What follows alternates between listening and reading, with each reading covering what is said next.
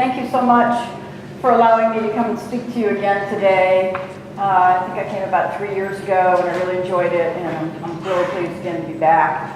I would add a little bit to the intro in explaining why I'm working on this issue for you all.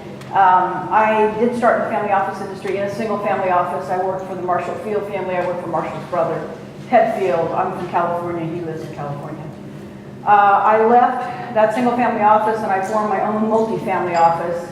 I built that over the course of 20 years and I sold that to GenSpring in January 2009. I was managing director for West for 6 years and now I'm a consultant. It's the best job ever. So I still am a consultant. I've been 30 years in the family office industry, but during this time of building my MFO, I dealt with the estate tax because I had a 38-year-old woman client die and her mother died 5 years later. So it has become a passion of mine. That's why I formed Policy and Taxation Group in 1995. I'm in Washington, D.C. a week a month. There was a 5-year period of time where I wasn't doing that. I thought I could take time off, and the passion was too much. I stayed engaged, but in order to work on issues, you need to be in Washington, D.C. So I started going again, and not a surprise to most people, it's a really a busy and active time. So I'm going to quickly tell you about Policy and Taxation Group. We are an organization of families, supported only by families. Maybe I better stand over here so you can see the screen. We are very strategic in the way that we approach the issue, meaning we are very bipartisan. We've always been bipartisan. We always will be bipartisan. We have a luxury, thanks to our families, of being a single issue focused organization. And like most organizations, we protect the privacy of our families. So I'm going to bring you back in history a little bit. There's actually 4 parts to this presentation. So it might seem a little disjointed, but you'll see how they're all connected. I'm going to talk first of all about the politics of the estate tax, and generally I'll talk about tax reform. I'm going to give you some information on a survey that was done with family businesses. I'm going to talk about a national poll that was done last December. And then I'm going to also close with an update on Section 2704. Literally, we just got Kathy Hughes from the Treasury today comment on that. So, going back in history, I want to remind you all, in 2000, you may or may not remember that there were 65 Democrats who voted for repeal in the House. So that's why that's in red. That's a really important statistic. This issue used to be more bipartisan. Everything used to be more bipartisan. The partisanship is what's killing Washington, D.C. Not a surprise. You read it every day. You see it every day in the media. But I want to remind you that repeal did pass the House. It passed the Senate. Back then, we didn't need 60 votes. And it went on to President Clinton, and he vetoed it, and it failed. The veto override vote failed by 14 votes. 13 Democrats changed their votes. So then 2001, President Bush comes into office, and H.R. 8 once again passes the House. Note, we've gone from 65 to 58 Democrats, and that bill goes to the Senate and becomes H.R. 1836, the Economic Relief Act we were all dealing with through this decade. Through this decade, when the rate got reduced and the exemption got increased, we all dealt with that period of uncertainty. And then there was 1 year of repeal, that year in 2010. And then 2011, the cliff was going to happen again. The tax was going to come back. During that period of time, there were those of us who were working on trying to change the taxes and get tax reform repeal of gift, estate, and generation skipping tax. 2005 was the best opportunity. It passed the House. Note, we now only have 42 Democrats in support. And lo and behold, it was up in the Senate. There were the Senate votes for it. I will remind everybody that this was a different economic time. There were more surpluses than there are certainly today. And on August 29th, Katrina hit. The Monday, the vote was scheduled for Tuesday. Well, you can't be voting on estate tax repeal when people are suffering after a hurricane. And I would just point out that I think we're going to be in that same situation right now, unfortunately. Tax reform is on the calendar. It's on the agenda. They want to get it done. But first and foremost, they have to deal with the victims of the hurricane. So just, put that in the back of your mind.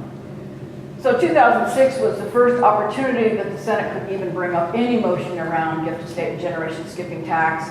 And that was just a motion to invoke cloture, which just means let's put it up for a vote. Even that, couldn't pass because you needed, by that point, 60 votes. And I will point out that there were 57 yeas, Senator Baucus, Lincoln, Nelson, and Nelson, who voted in favor. We'll notice that only one of those senators are still in office today, and that's Bill Nelson of Florida, who believes he's in a very tough re-election this year. In the last vote, he would not vote for a state tax repeal, even though he's voted for it at least a dozen times in the past. And the two Republican, Voinovich and Chafee, are no longer in office anymore. So, 2010 comes into play. We have the 1-year repeal. Lo and behold, the Congress initiates this 2-year temporary tax act. You all remember it was a 35% rate. The exemption was $5 million plus. We had reunification of gift, estate, and generation skipping tax, spousal portability, and there was retention of the preservation of valuation discounts and grats, and the estate tax deductibility. But it was only 2 years, remember? So here we come into 2012, because we're facing the cliff again, and lo and behold, both of these legislations happened in 2010 and 12 in December. So just keep that in the back of your mind in terms of what's happening now, this year. So 2012, Vice President Biden went to Mitch McConnell and wanted something, and said, what do you want in exchange? And Mitch McConnell said, I want a 35% rate, and I want a $5 million plus exemption. Well, lo and behold, they got a 40% rate and a $5.25 million exemption, indexed to inflation, again, reunification of all 3 taxes and spousal portability, and valuation discount grants. So that is the first time in over a decade that families had certainty and permanency around gift, estate, and generation skipping tax. Now, whether you're for reform or repeal or not, you should be for permanency and certainty, because families can't plan if they don't have certainty and permanency around their tax code. And that hasn't happened in a very, very long time. So that is the law today. But 40% is a really, really high tax rate.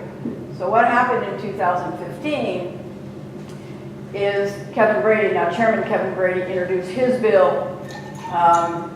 Now it's a good bill in that it repeals the tax. It's a bad bill in that it repeals the tax and it leaves step-up and basis in place. And the problem with that is you can't have assets have appreciation never being taxed. You can't have the step-up and not have the tax. That's just unfair and doesn't make sound tax policy, even though our tax policy in this country isn't necessarily common sense, as we all know. But it's also going to score very high in terms of loss and revenue. We just have a draft of a score that we had a private firm, he just emailed me before I came over here, and that costs about $250 billion to do that. That's a lot of money because you cannot keep that step up and you repeal the tax. So what happened in 2015? Chairman Brady introduced his bill. You'll note that Stanford Bishop, Democrat from the state of Georgia, is his co-sponsor. He's been a very, very strong advocate for repeal. He's been a co-sponsor numerous times. He's very articulate on this issue.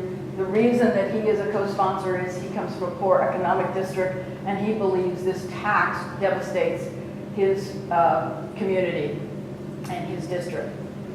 But what I want you to look at on this screen, you've already seen, is only 7 Democrats voted for this. 7. We've gone from 65 in 2000 to 7 Democrats.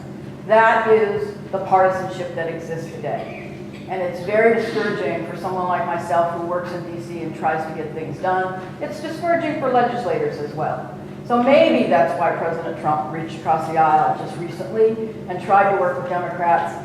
I'm not really sure. I don't think anyone's really sure. But bipartisanship can only work in our favor. These are the 7 Democrats that voted in favor in the House, and 1 lost his re-election. So now we're down to 6. These are another 7 that we've targeted just to try and make the bill bipartisan, even though it would pass in the House without Democrats. The more bipartisan it is in the House, more likely it'll get some Democrat support in the Senate. So moving on to 2016, Senator Thune, who is the champion of the state tax repeal in the Senate, initiated his repeal amendment through budget resolution process, which is non-binding. It's not law. It just is a kind of a sense of the Senate. Well, it passed, but as you can see, there was only one Democrat, Senator Manchin, and some people think he's really a closet Republican. And Susan Collins, who many times doesn't vote with Republicans, voted against. So everyone knows what happened in the election. The GOP lost 2 seats, and the Democrats picked up 2 seats. But what's going to happen in 2018 is the reverse is going to happen in that the Democrats have 23 seats up plus 2 independents.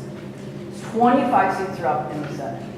And if you look at this list, this is our target list of legislators, of senators that we think will be reasonable and responsible around the state tax reform repeal. If you look at the top 4 on this list, you will see Joe Donnelly, Heidi Heitkamp, Bill Nelson, and John Tester. Those are all states that Trump won. So those should be gettable.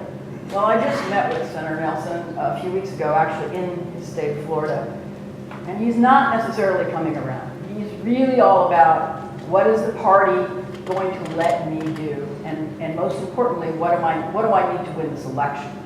And unfortunately, that's how we live today in this country, which is sad, because Bill Nelson, I think, wants to try and do the right thing.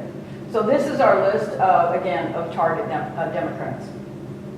This is just a map to show you these are the seats that are up. These are the states that are up. Again, 22 Democrats incumbent and 2 independent incumbents that are running, and then you can see there's only 7 Republicans up.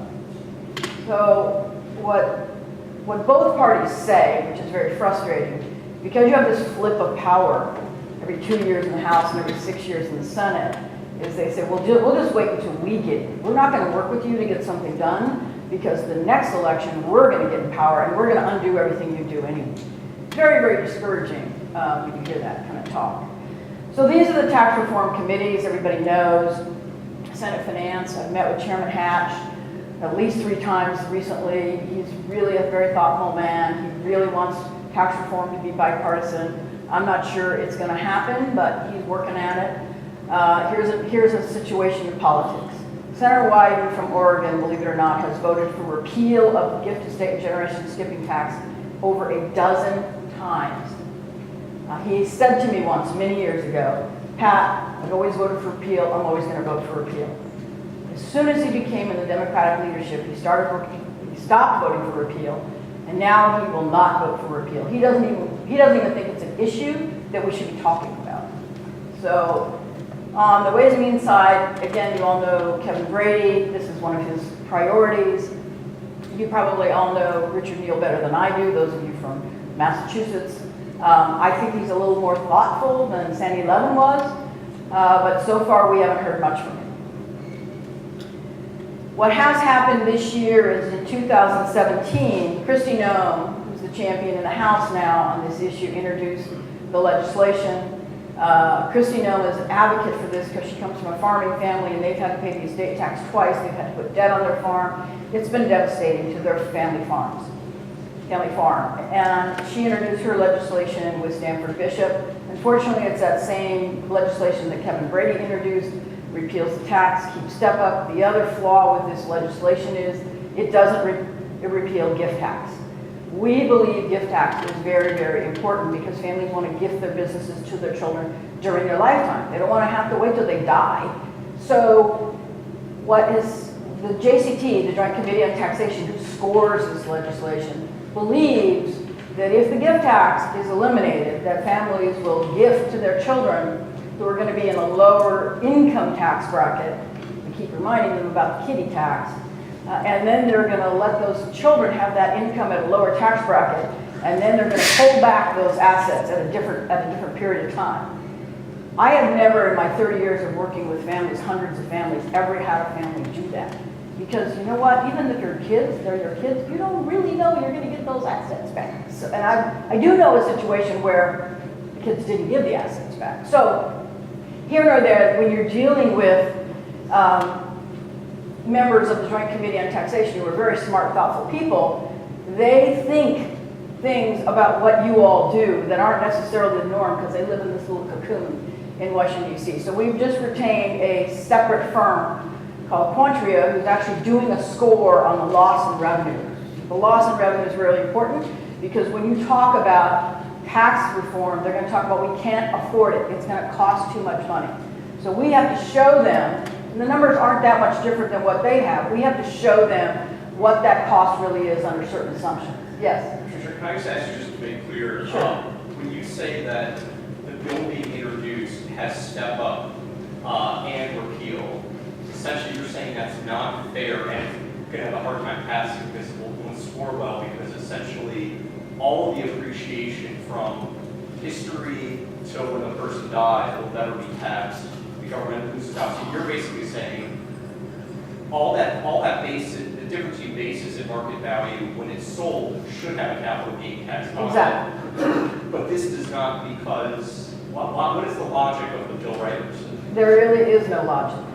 I have yet to discuss, I've talked to Kevin Brady myself, I've talked to Christy No myself, and they're like, well, but the only argument in favor of keeping step up and elimination of tax is that the Farm Bureau wants to keep step up at all costs, because we all know that the Farm Bureau gets special exemptions around step up. They also have very illiquid assets that they step up generation to generation that they get to depreciate generation. Well, other businesses have that as well, illiquid businesses that they depreciate. The Farm Bureau, I think, is coming around. I mean, we know them well. Pat Wolf is the person who's been doing this as long as I've been doing it. Her and I know each other. So they're concerned, and the farmers, believe me, anytime I talk about this issue, everybody wants to know where the farmers are. Is the Farm Bureau wants to keep step up. So that's why we work the Hill really hard, and we do a lot of meetings, and most of the time we're educating. Because think about it, legislators have a lot of things to deal with, a lot of issues. And things like step up in basis and carryover basis, those are really difficult concepts, especially if you're not a tax person. So some of this doesn't make a whole lot of sense. So Senator Thune introduced the same bill in the Senate that's a companion bill basically to Christy Miller. What could happen this year? Well, you're all hearing about what's going to happen around tax reform. Well, the legislators, the Republican Party, is falling apart. It's not a surprise. They screwed up on health care. They know how to do tax reform. They need to coalesce as a party and get tax reform done because they need to get something done. So they believe they can do tax reform. They know they need to get it done this year because they don't know what's going to happen in next year's election. It could be another December, legislation. I hope not, but it's possible. In terms of the state tax repeal reform, it will never be a standalone. It will be part of a bigger package. It's just not significant enough to be on its own. So in a bigger package, that package, you should all know, will very likely, unfortunately, be done through reconciliation. And what that means is they can do it with 51 votes. The Republicans going to get it done without the Democrats. Reconciliation means that it's for a period of time. So that window can be 10 years, 15 years, or 20 years. It's usually 10. So if a state tax repeal is in there, it may be repealed for 10 years. Or reform, it may be reformed for 10 years. Now it's possible, I don't know how likely, but possible, that you can have permanency in that window. So while other things could be 10 years, maybe the piece that's gift to state generation skipping tax could be permanent. That's what we're telling our legislators would make sense, but whether it happens or not. So certainly there could be things around, if you're hearing corporate tax rate reductions. They're talking about fixing AMT, but I just don't see how that can happen. Talk about an expensive undertaking. AMT is off the charts in terms of cost. Maybe some reduction in capital gains. Hopefully we'll have a better picture in the next week or so around what's really in the tax reform package. We hope gift tax will be part of it, but I'm very concerned that so far it's not. So that's concerning. And the timing, as I already talked about, it could be the last week in September. We actually have a supporters meeting dinner that last week in Washington, D.C. It could be happening that week. Or it could go into December. I hope not. But that's a possibility around tax reform. Everyone knows President Trump came out with his one-pager. There's no details behind it. One of the bullet points does say repeal the death tax. Who knows what that means? Does it mean all 3 taxes? Does it mean over time? Does it mean immediately? We don't know. whatever tax legislation happens, you know, he's going to sign it. That's the bottom line. I'm going to close this section with this slide because I think it's very important for family businesses, which, you know, I work with a lot, is the United States has the 4th highest estate tax of any country in the OECD countries in the world, and the 6th highest of all countries in the world. The reason this is important is that it makes our family businesses uncompetitive in other countries, because other countries don't have an estate tax, and our families have to pay and plan for this tax. And I think just as compelling is if you look at those countries that have actually repealed their tax. Countries like China, India, Russia, Mexico. How come they can repeal it and we can't seem to repeal it in this country? So I'm going to move on to the next section. Are there questions that anybody has about this section so far? Quick question. Yes. Sorry to ask all this. No, that's all right. The only reason I can think that you wouldn't connect the gift tax to the estate tax is for a scoring reason, because you can, in fact, essentially lock in the no tax right now, you have to wait till you die, and then if it's still the same, there's no tax. Is that the only reason, or is there? No, the loss in revenue is the reason, Right. but the challenge is they have to make certain assumptions around behavior in order to get at that loss in revenue. We don't agree with the assumptions the Joint Committee on Taxation, you know, assumes, which is why we did our own private score, working with them, because they've been tasked with doing this score for 4 years now, and they have yet to do it because it's not one of those things they like to work on, and it's difficult to score. So that's the answer to your question. Okay, thank you. Any other questions before I move on? Okay, so now I'm going to share with you a survey that was done by Lunds Global of voters across the country last December. It's all around tax reform and what the public thinks. These are the top economic issues for Republicans, Democrats, and swing voters. And what I think is important to focus on is every one of them say creating jobs, creating jobs, creating jobs. That should be our top economic priority. Now, I also want you to see that the Democrats, and you'll see a slide in a minute that emphasizes this, want to tax the wealthy more, because they have, not just Democrats, all Americans have a misperception in terms of what wealthy families pay in this country. So when we ask them, when you think about taxes, you know, what concerns you the most, you can see, make the rich pay their fair share. And that's across the board, but certainly stronger with Democrats. When we queried them, you know, I have 100 slides I could go through on this, but I'm just telling you this. When we queried of them around what rate of tax should wealthy families pay, they said about 60% they should pay a 30% tax. Well, we all know that the rates are much higher than that, and I guarantee many of you in this room, including me, are paying a heck of a lot higher than a 30% tax rate, especially when you put in the state. So there is this disconnect between wealthy Americans and the voters. And it's discouraging to me because I've worked for wealthy families my whole life, and I see all the good that they do and the jobs that they create and how they stimulate the economy. But the average voter doesn't get that. So you can see the other things, the priorities that are important to them, you know, ending those loopholes and those bailouts, and they want to promote a healthier economy. And then we said, well, what change would you make to the tax code?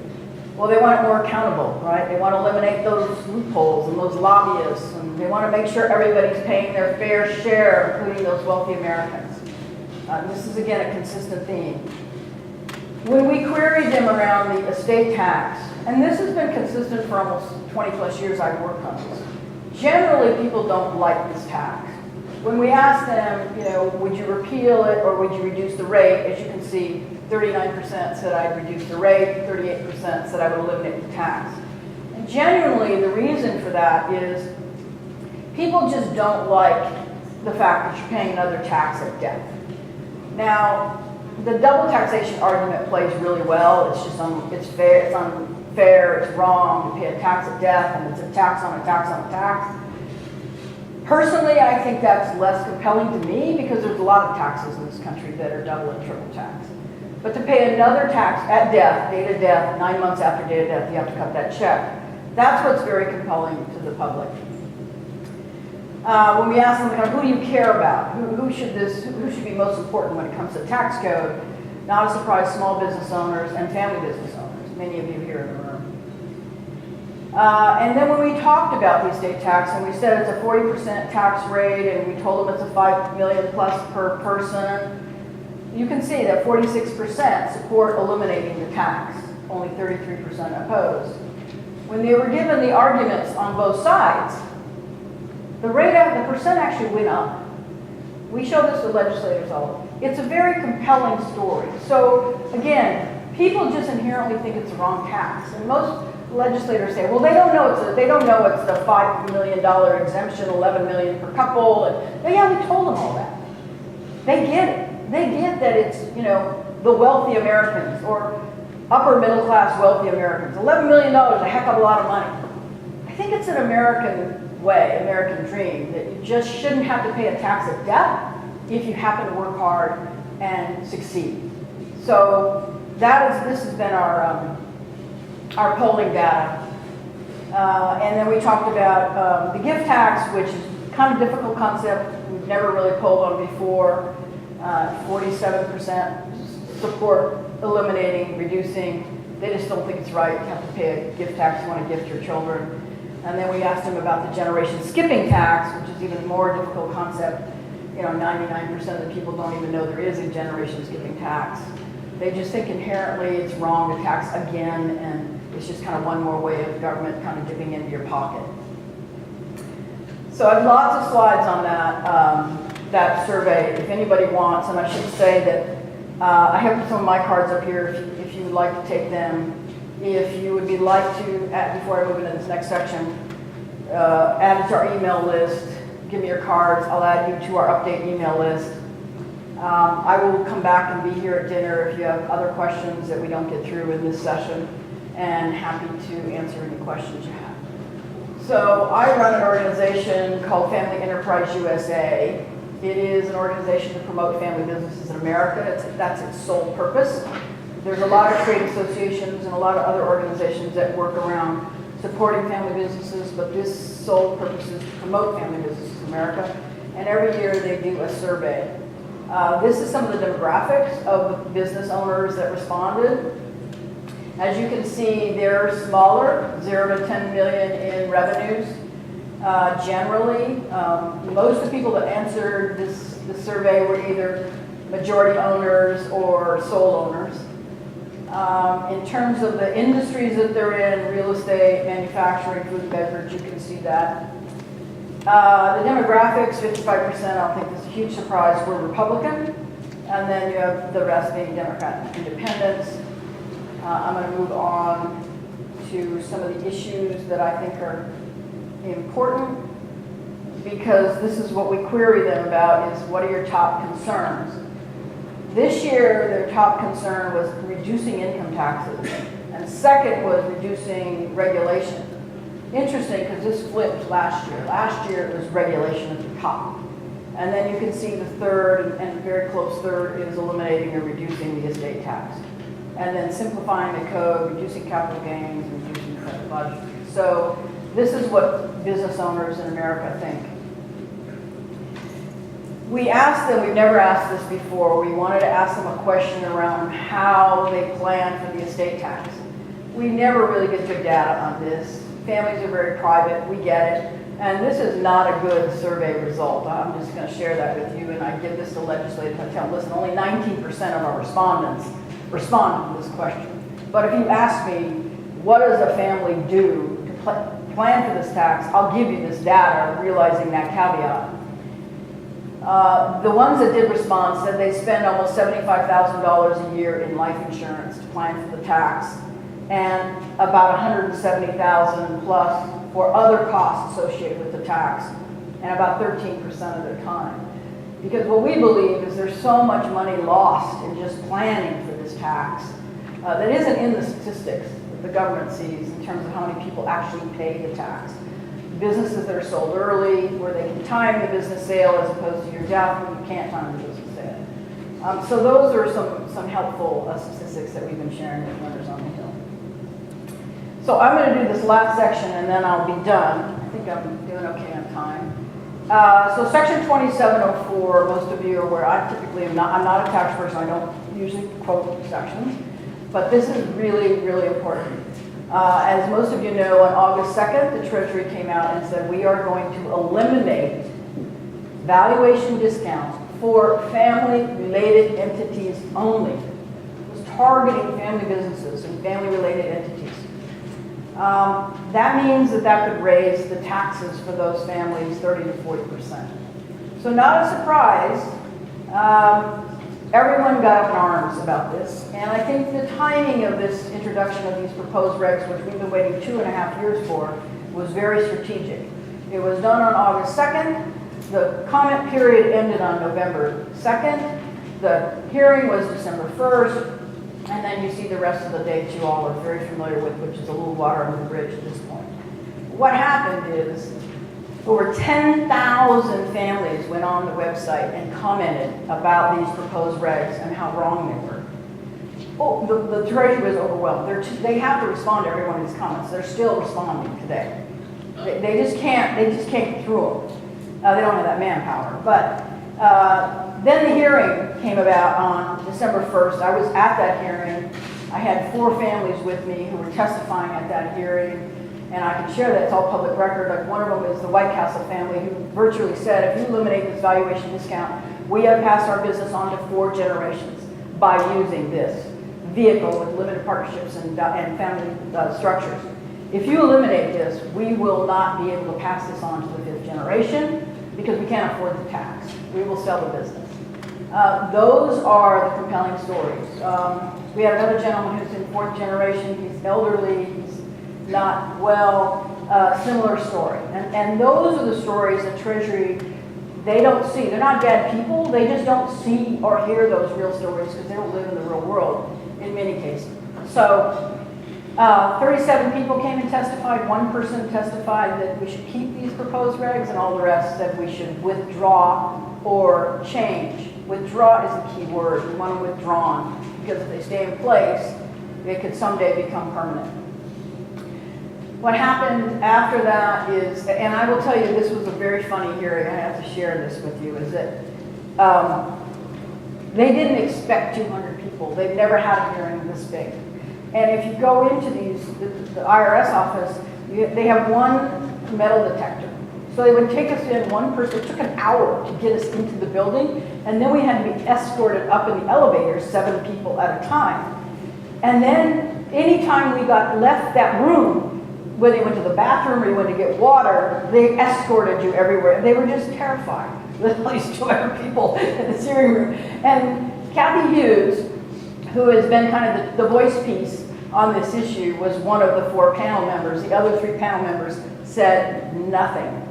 Didn't ask any questions, didn't make any comments. They said nothing. She only asked 1 question. So it was a 6.5-hour hearing.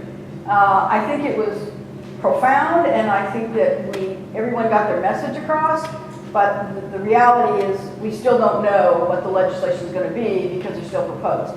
So January, Senator Rubio introduced his legislation to put back into place those valuation discounts in the event that this legislation, these regulations were changed, and Warren Davidson of Ohio did the same thing. But that is the legislative process, which would have to go through the House and the Senate and the President.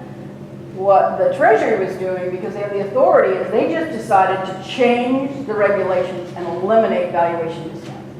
A lot of people are shocked that they had that. We actually checked with numerous law firms to make sure they had the authority to do that, and in fact they did. So Secretary Mnuchin, as you all know, he said in his confirmation hearing that he believes these proposed regs should be withdrawn. What happened in April of this year is the Treasury invited the public to give their opinions around the priority guidance plan. You have the ability to submit on this website what your opinions are around any tax legislation. We're encouraging people to ask those proposed regs to be withdrawn. What happened in July of this year is that the Treasury came out with 8 tax regulations under consideration for reform. under the president's executive order. And number 4 was the proposed regs around valuation discounts. And just today, Kathy Hughes said, or maybe it was yesterday, said that they are making their recommendations that will include whether these regs are permanent or not by September 18th. So we should know, they should make that public, what the Treasury's recommendations are going to read around the proposed regs around Section 2704. So stay tuned for that information. So that's really all I have. I'm happy to take any questions if anybody has it, or comments. I appreciate any of your comments as well. Yes? So I wanted to ask, how much of a revenue loss would there be for the government if this taxation, that different forms of taxation you're talking about would be removed? And also, is there a precedent where, I guess there was actually, that countries would take away the taxation, and how did they handle it? I was just curious, since that really wasn't brought up, and I don't know how complicated it is for the government to take Yeah. Yeah, so what the question is, how much revenue does these taxes generate, and how other countries repealed and dealt with the revenue issue? I don't know how other countries have dealt with the revenue issue. They don't have the same system that we do. But I will tell you that this tax has currently generated 1/2 of 1% of revenues. So, and that is around, last year, the 16, it was $17 billion. $17 billion sounds like a lot of money, but that's barely a rounding error by government standards. So the revenue is an issue, but it's a smokescreen that's used by those that don't want to eliminate it, because we spend a lot of money on a lot of other things. Part of the reason the revenue is so low now is because the exemption is so high. So only the very, very wealthy, let's face it, pay this tax because the exemption's at 11 million. But that's also why when you raise the exemption, it costs more money.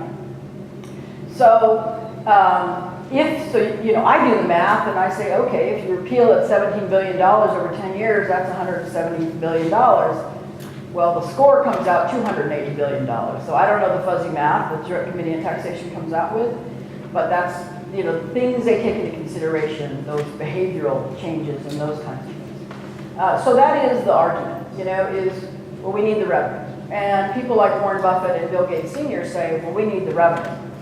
But neither of them are going to pay the estate tax, which is very upsetting to me and very disingenuous. So, I understand that we have deficits and we need revenue, but is this really the most efficient revenue? And isn't there other places that we can get revenue from it instead of taking from families at the worst time in their lives when somebody dies? So, but it's a good question, and it's a very, very valid question. Thank you for asking that. Yes? That if we lose $17 billion on repeal of the estate tax and we go to a carryover basis regime, are there any estimates how much of that is made up? So what's the net loss after changing to carryover basis? Yeah, well, we just did this private estimate. Again, I just got the draft this morning, and we believe that if you eliminate the tax and you eliminate the step up in basis, it will cost around $179 billion, $180 billion. So you have to make a lot of assumptions, to your point, of what does that mean if you don't have step up and carryover. And we hear from a lot of accountants who say, we can't do that, we don't have the basis, we can't calculate step carryover. I think we can get past that. That's not a reason not to put in prudent tax policy. So I don't know if that really answers your question, but people much smarter than me, the technicians that know how to score this stuff, that's the number they've come up with. Thank you. Sure. Yes? On the regulation 2704 that you were talking about, is there a proposed effective date if that actually does get passed? No. We've been hoping that they would be withdrawn at any time. What's going to happen is the comment and the recommendation by the Treasury has to get to the President on September 18th. That's their recommendation. First of all, we have to know what the recommendation is, and then we need to know what the President and Secretary Mnuchin and others are going to do about it. So, we're very nervous. A lot of people believe, well, it's kind of dead. I don't believe that. I think anytime you have proposed regs out there, you run the risk that they could become permanent. So we don't have a date except that date. I wish we did. It would help families a lot. Other questions, comments? Well, thank you, Pat.